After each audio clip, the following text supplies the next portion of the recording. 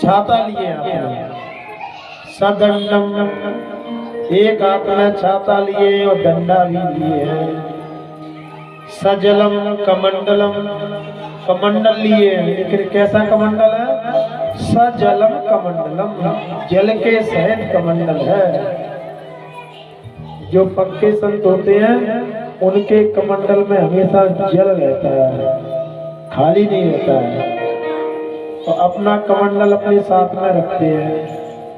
अपना कमंडल किसी को देते नहीं है पक्के संत, ये पहचान होती है। अगर अपना कमंडल किसी दूसरे को दे दिया तो समझो खड़िया पलटन के साधु है। आज तो कई तरह की आवाजें निकाल रहे हैं। राधे राधे। परसों के दिन बढ़िया माइक चलाता है, वही सर्दी कभी जो परसों चली थी।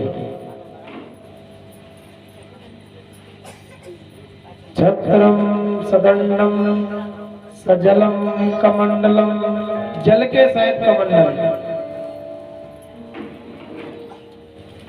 पक्का संत होगा तो अपना पात्र किसी को देगा नहीं। और इसी बात को हनुमान जी समझ गए थे।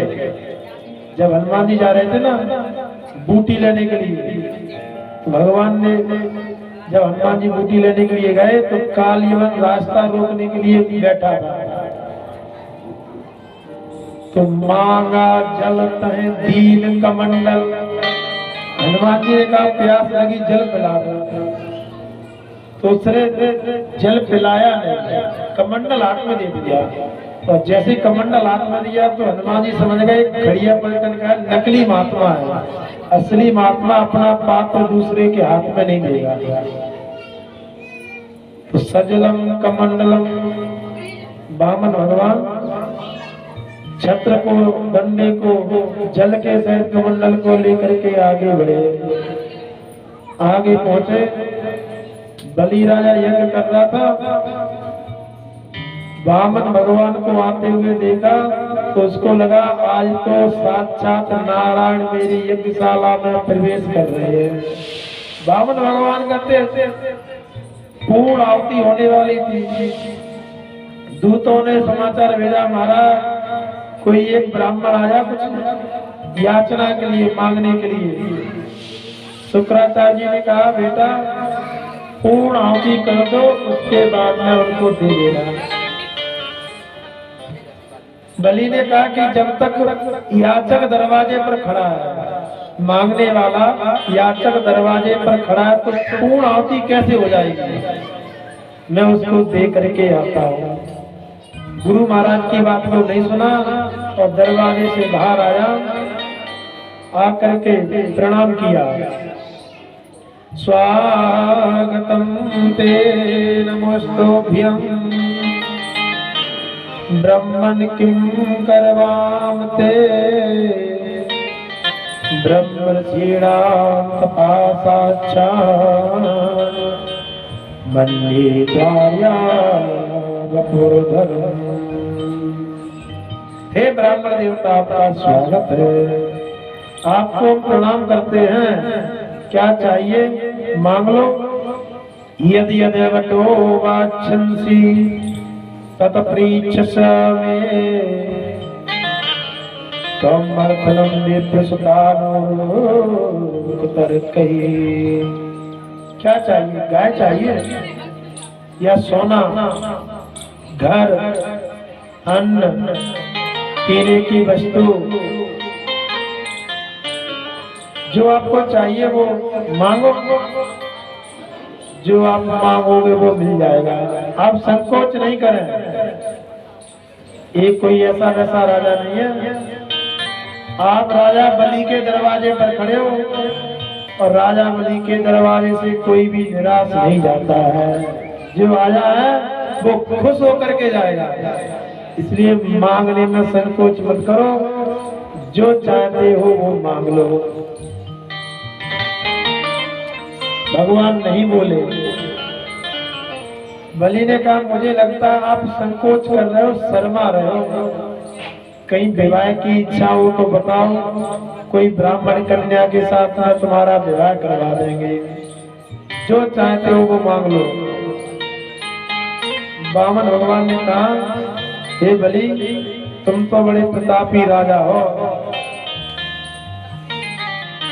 उसको पक्का कर रहे हैं, तुम तो बड़े प्रतापी राजा हो, चारों तरफ तुम्हारा यश फैला है। तुम ही नहीं, तुम्हारे जो परदादा थे इतने शक्तिशाली थे, परदादा इतने शक्तिशाली थे कि जिनके डर से विष्णु उनके घर में ही छिपा था, वो तीनों लोकों में ढूंढते रहे। विष्णु उनसे इतना डरता था कि उनके घर में ही खम्भे में छिपा था, वो तीनों लोकों में ढूंढते रहे। और तुम्हारे बाबा प्रहलाद, उनका तो कहना ही क्या। बलि ने देखा, देखने में तो बहुत छोटे लग रहे हैं, और बात है बाबाओं के जमाने की कर रहे हैं, परदादाओं के जमाने की कर रहे हैं। पहले का एक समय था जब लोग अपने पूर्वजों की प्रशंसा सुन करके खुश होते थे, पितरों की प्रशंसा। अब पितरों की प्रशंसा सुनने की खुश नहीं होते हैं, पुत्रियों की, पुत्रों की। पहले के लोग तो खुश होते थे कि उनके पितरों की प्रशंसा की जाए, अब उनके पुत्रों की करें सब खुश होते हैं। कहा, हे बलि, तुम्हारा चारों तरफ नाम यश कीर्ति फैला है, तो कहा कि कुछ मांग लो। बोले हम ऐसे नहीं मांगेंगे। बोले क्या चाहिए, जो चाहिए वो मांग लो।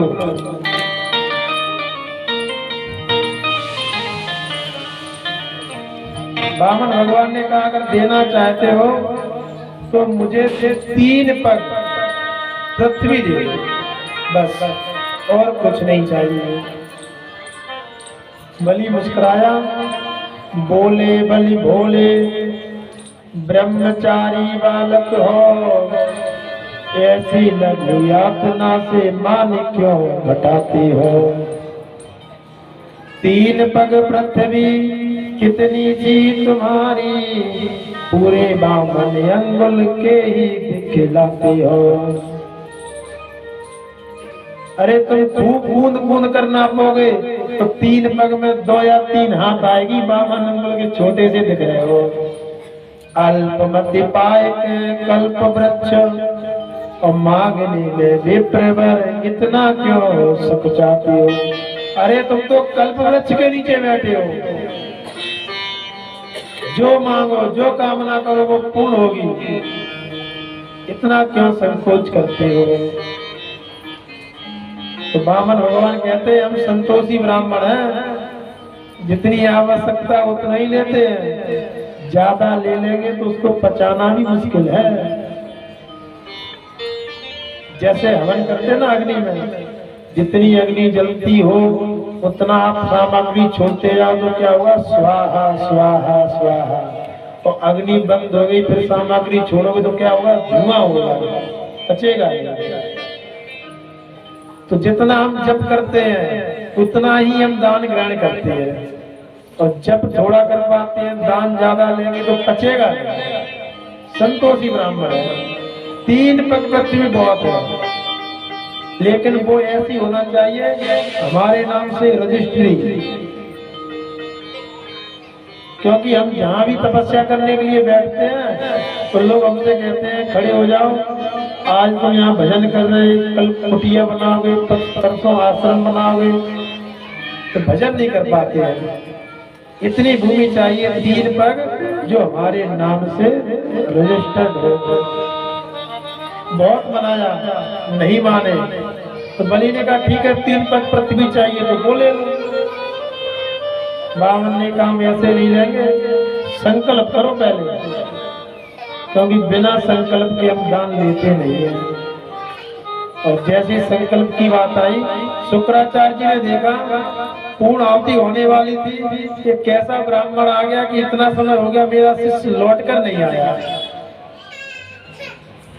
संवाद को सुना तो अपनी दिव्य दृष्टि से देखा, तो देने को दान जब हुआ बलि असुरराज, और रे बलि का तेरी मत मारी गई। 2 ही चरण में नाप लेंगे तीनों लोग, और तीसरे चरण हेतु भूमि कहाँ से आई है। अरे ये 52 53 कोई नहीं है, ये तो साक्षात नारायण है। दो ही चरण में सब नाप लेंगे, तीसरा चरण कहाँ रखेंगे। एक ही चक्कर में मत पड़ो।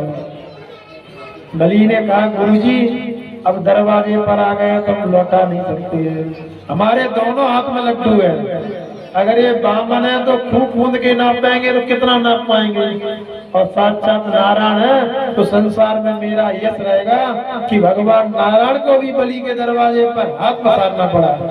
यश शरीर खल केसु, ये शरीर नष्ट हो जाएगा लेकिन मनुष्य का यश जीवित रहता है, नाम। शुक्राचार्य जी ने रोका और नहीं माने, संकल्प करने के लिए जल डालना चाहा तो शुक्राचार्य जी ने देखा कि बलि को श्रीहीन होने का जो समय है वो थोड़ा समय बचा है, इसको रोक दिया जाए। तो सागर की टोटी में बैठ गए, जल ही नहीं निकलेगा, संकल्प नहीं होगा। भगवान वामन समझ गए तो कुशा को लिया और जल नहीं निकल रहा तो कुशा को डाल दिया। कोई ले रहा था, कोई दे रहा था, शुक्राचार्य जी का बीच में एक मोहल्ला साफ हो गया। लो राधे राधे। इसलिए कोई धर्म करे, कोई दान करे तो कभी भी बीच में रोका नहीं। लेकिन कथाकार क्या कहते हैं, भगवान ने वहां पर शुक्राचार्य जी की एक दृष्टि को ठीक किया। दो दृष्टि होती है, ज्ञान और वैराग्य। जिनके दो आंखें हैं ना तो जरूरी नहीं है कि वो आंखों वाले हैं। शास्त्र कहते हैं कि दोनों आंखों वाले भी अंधे हैं अगर उनके अंदर ज्ञान और वैराग्य नहीं है। ज्ञान और वैराग्य ही नेत्र है। तो भगवान ने देखा शुक्राचार्य जी की एक आंख काम ठीक कर रही है ज्ञान वाली, कि जब मैं बामन बन के आया तब भी मुझे पहचान लिया कि बामन नहीं है तो नारायण है। लेकिन वैराग्य वाली आंख काम नहीं कर रही है। अगर वैराग्य वाली आंख काम कर रही होती तो इनके अंदर वैराग्य होता। देर दाम देने दो तो वैराग्य वाली आंख को ठीक किया, संकल्प हो गया। और संकल्प के बाद में भगवान ने अब अपना स्वरूप बढ़ाना चालू कर दिया। ऐसा स्वरूप बढ़ाया, ऐसा स्वरूप बढ़ाया, दोनों भुजाओं को फैला दिया तो 10 दिशाओं को नाप लिया। एक पैर को नीचे तल तलातल रसातल तक चला गया, एक पैर को ऊपर ब्रह्मलोक में भेज दिया। ब्रह्मलोक में एक पैर का उठा गया, ब्रह्मा जी ने कमंडल में धो लिया, वहां से ब्रह्मलोक की कमंडल गंगा का प्रादुर्भाव हुआ। बोलिए कमंडल गंगा मैया की जय। इतना विराट स्वरूप देखा।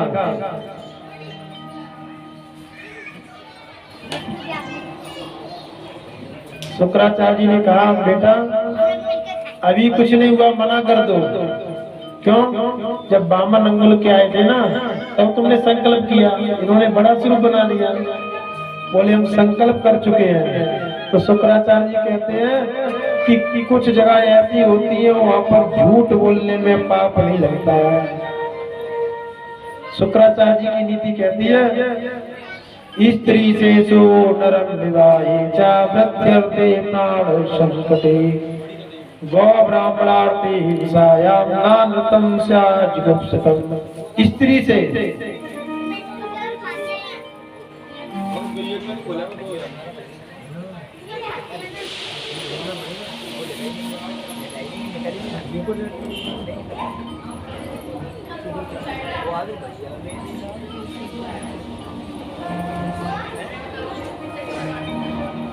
स्त्री से सो नरम निभाए।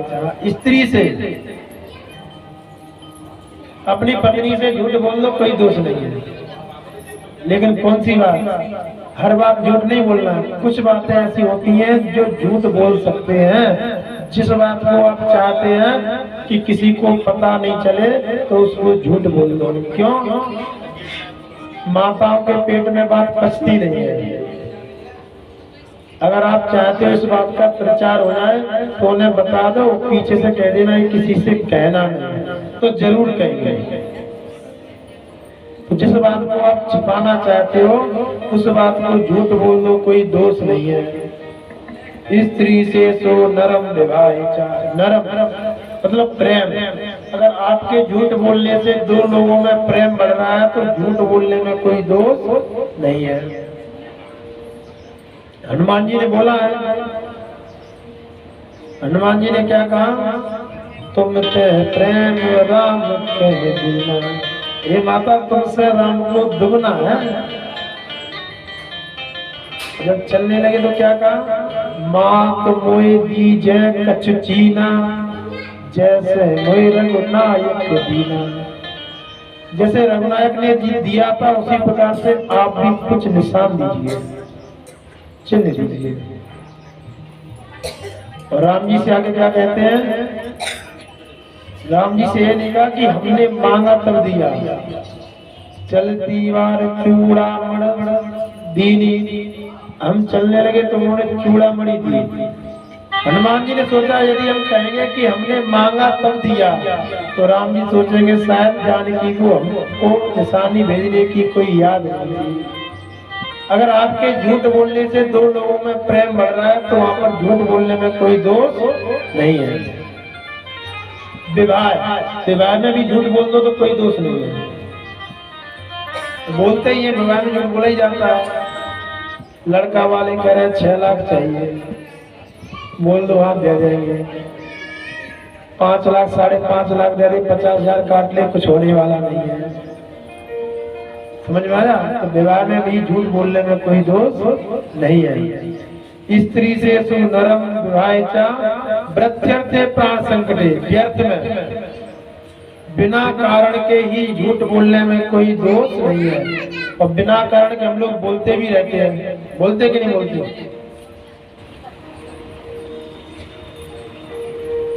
कहते हैं कि नल आ गया। अब नल तो पहले से ही फिट है, पानी आ गया। आज तो रात भर सड़क चली, सड़क तो वही है, वाहन चले। कहाँ जा रहे हो? आटा पिसाने। तो ये बिना मतलब के झूठ है। इन झूठ से किसी की हानि नहीं होती है तो इन झूठों का पाप भी नहीं लगता। अगर आपके झूठ से किसी की हानि हो रही है तो पाप जरूर लगेगा। प्राण संकटे, जब सब कुछ लुट रहा हो, शुक्राचार्य जी कहते हैं बलि तुम्हारा सब कुछ लुट जाएगा, कुछ बचेगा नहीं, मना कर दो मैं नहीं दे रहा हूं। बलि ने कहा कि मैं मना नहीं कर सकता। ये तो हमने सीखा ही नहीं। भगवान ने कहा देखो 2 पैर पूर्ण हो गए, अब तीसरा कहाँ रखूं बताओ? बलि ने हाथ जोड़ करके कहा प्रभु ये बताइए, दान देने वाला बड़ा होता है कि दान की सामग्री बड़ी होती है? दान की जो सामग्री है, सामग्री बड़ी है कि सामग्री का स्वामी? भगवान ने कहा स्वामी बड़ा। बलि ने कहा 2 पैरों में आपने हमारी सामग्री को नाप लिया, मैं उसका स्वामी हूँ, तीसरा पैर मेरे ऊपर रख दो। लेट गया भगवान के चरणों में, साष्टांग दंडवत हो गया। और बलि के चरणों से उसकी पत्नी लेट गई और उनकी पत्नी के चरणों से लगा करके सिर उनका बेटा लेट गया। ये संस्कार है। भगवान की ऐश्वर्य शक्ति ने अभी चरणों को नापा, अब भगवान की करुणा शक्ति जाग गई। भगवान को दया आ गई। करुणा शक्ति ने कहा एक चरण मुझे नाप लेने दो। जब करुणा करते भगवान तो दयालु हो जाते, छोटे बन गए। छोटे से भगवान ने एक चरण लेकर के बलि के सिर पर रख दिया, वचन पूर्ण किया। बलि गदगद हो गया। भगवान प्रसन्न हो गए, अपने स्वरूप में आए। भगवान ने कहा मांग लो बेटा, कुछ मांग लो। बलि ने कहा मुझे कुछ नहीं चाहिए। बलि की पत्नी से कहा तुम कुछ मांग लो। बोली हमें कुछ नहीं चाहिए। तब तक बलि की माँ आ गई। बलि की माँ से भगवान ने कहा हे रानी विंध्यावली तुम कुछ मांग लो। बोले मुझे कुछ नहीं चाहिए। जब बार बार कहा मांग लो, मांग ले राज्य तिहुपुर को, मांग ले जथा में कुंतन सैनी, 16 श्रृंगार 12 आभूषण, जीवन बीच नई राजधानी। हे रानी क्या चाहिए? तो तुमको हम तीनों लोगों का राज देने वाले हैं। 16 श्रृंगार मतलब बैरोचन महाराज चले गए हैं बलि के पिताजी, अगर चाहो तो हम उनको जीवित कर दें। 16 श्रृंगार 12 आभूषण और जीवन बीच नई राजधानी।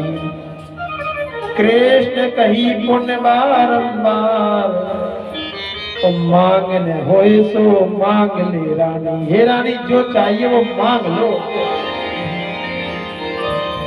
विंध्यावली कहती है हम ऐसे वैसे देश के नहीं है, भारत देश के हैं। और भारत देश का नियम है यहाँ के पंछी भी अगर जिस चीज को छोड़ देते हैं तो वापस लेते नहीं है। हाड़ त्याग गई धरनी पर, लौट के भूमि पग धारत नाई। हाड़िल नाम का एक पक्षी होता है, पृथ्वी पर पैर रखना छोड़ दिया तो पृथ्वी पर पैर नहीं रखता, अपने साथ लकड़ी को लेकर के घूमता है।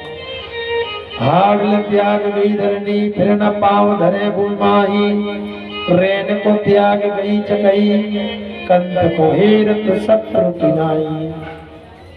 चकवा चकवी रेन को त्यागी तो अपने कंठ अपने स्वामी को शत्रु की तरह देखती है। तो चाहे लौट के गंग पछाय को बहे, पर मंगन से हम मांगते नहीं। मेरे द्वार के मांग निहारे, और मोस कहित मांग ले रानी। थोड़ी देर पहले हमारे दरवाजे पे आकर के मांग रहे थे, अब हमसे कहते हो कि मांग ले रानी मांग लो। मेरे द्वार के मांग निहारे, और मोस कहित मांग ले रानी। बस एक बात की खुशी है क्या कि भाग्य बढ़ो बैरोचन को, जिनके घर भय से बलदानी। ये बड़ा भक्त है हमारा बैरोचन जी का, हमारे स्वामी का, कि इनके घर में ऐसे पुत्र ने जन्म लिया बलि ने, कि तीनों लोगों का स्वामी आकर के यहाँ हाथ पसार रहा कि हे रानी कुछ मांग लो। भली भई मैं ना जली बैरोचन के साथ। मैं सती होने के लिए जा रही थी तो सप्त ऋषियों ने हाथ पकड़ लिया, रोक लिया, देवी रुक जाओ। तो आज समझ में आया क्यों रोका था। भली भई मैं ना जली बैरोचन के साथ, इन आंखों कैसे देखती हरी पसार। नहीं आज का ये दर्शन नहीं देख पाती कि मेरे दरवाजे पर भगवान श्री हरि हाथ पसारे हुए। भगवान ने कहा मेरा जिसको दर्शन होता है उसे कुछ लेना पड़ता है। भक्त बलि कुछ ले लो, लेना पड़ेगा। बलि ने देखा ज्यादा जिद कर रहे हैं तो ये स्वामी आप देना चाहते हो, एक काम करो। बोले क्या? कि आप ही रह जाओ, मेरे द्वारपाल बन जाओ। भगवान ने कहा तुमको भी यहाँ नहीं रहना है। बोले क्यों? हम तो देवताओं के कार्य के लिए आए थे, तुम्हारे लिए सुतल लोक बना दिया है, 52 दरवाजे का महल, उसमें निवास करो। तो बलि ने कहा वहां पर तुम भी चलो। हम जिस दरवाजे से निकले उस दरवाजे पर आपके ऐसे ही दर्शन होना चाहिए, इसी स्वरूप में। ठगा ठगी का मेला है। भगवान ठगने आए थे बलि को और लौट करके खुद ठग गए। अब वरदान मांग लिया, देना पड़ेगा। सुतल लोक में और 52 दरवाजे का सुंदर महल है, और जिस दरवाजे से बलि निकले और उसी दरवाजे पर उनको दर्शन देना पड़ती है। बहुत समय हो गया, नारद जी पहुंचे देवलोक में। लक्ष्मी मैया ने कहा बेटा सारे काम ठप पड़े हैं, सब काम बंद है। बोले क्या हुआ कि स्वामी का पता नहीं कहाँ गए। नारद जी ने कहा वो तो चौकीदार बन गए, एक नौकरी लगी सिक्योरिटी वाली, तो चौकीदार बन गए। लक्ष्मी ने चौकीदार की हाँ कहा, सारी बात बताई। अब वापस कैसे आएंगे। नारद जी ने कहा उन्होंने वचन दिया है वापस नहीं आ सकते। लक्ष्मी मैया रोने लगी। नारद जी ने कहा अगर वापस लाना तो एक अवसर है, श्रावण का महीना चल रहा है, पूर्णिमा आने वाली है, बलि के कोई बहन नहीं है और तुम जाकर के राखी बांधो और राखी बांधने के बदले में उनसे मांग लेना, यही मौका है, इस मौका को मत छोड़ना।